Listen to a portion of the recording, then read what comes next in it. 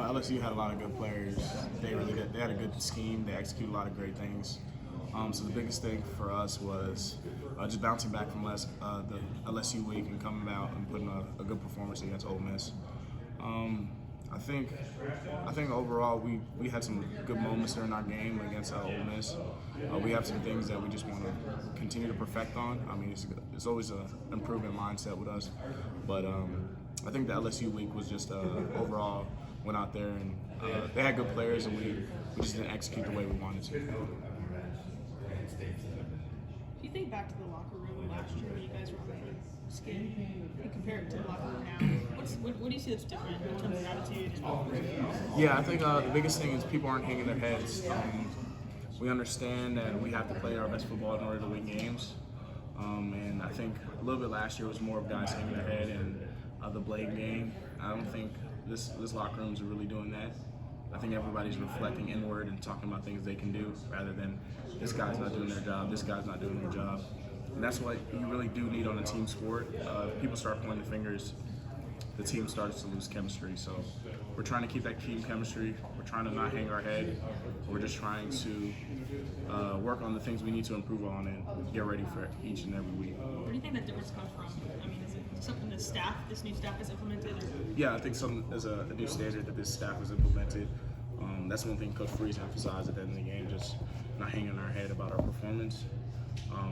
Just working on the things we have to work on as players and him working on the things he has to work as a coach. So, everyone takes responsibility. Everyone is accountable for their actions and what they bring to the table. So I think it's a great thing despite losses.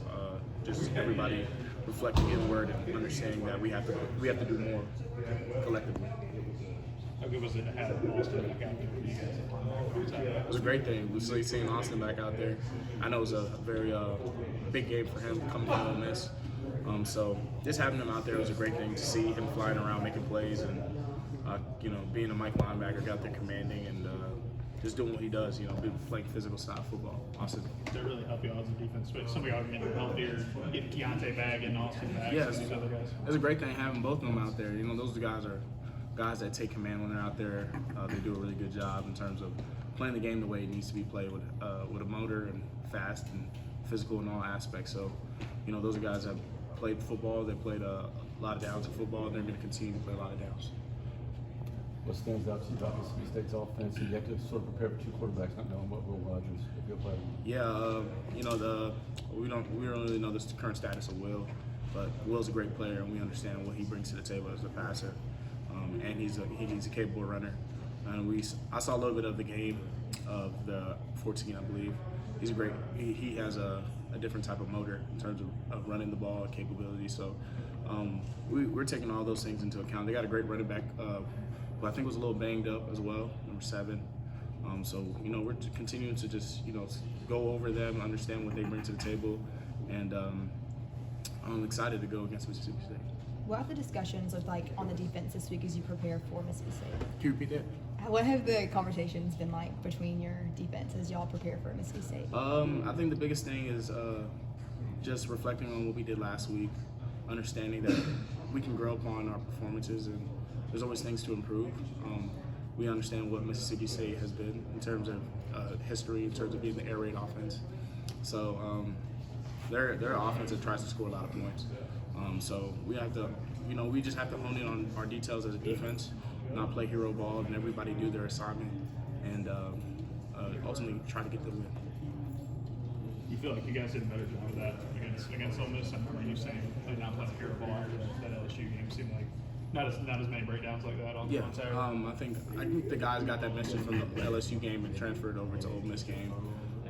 Just honing in on being smart defensively, communicating with the guys around them, and just making sure everybody's on the same page. A lot of defense is just being on the same page with the people around you and communicating and not being consumed by the moment. We're playing in a big stadium, we're playing in a great environment, but we have to understand that we have to take what we do in practice onto the field, regardless of the situation and circumstances. So I think we did a better job in that, and like I said, we want to continue to build the foundation.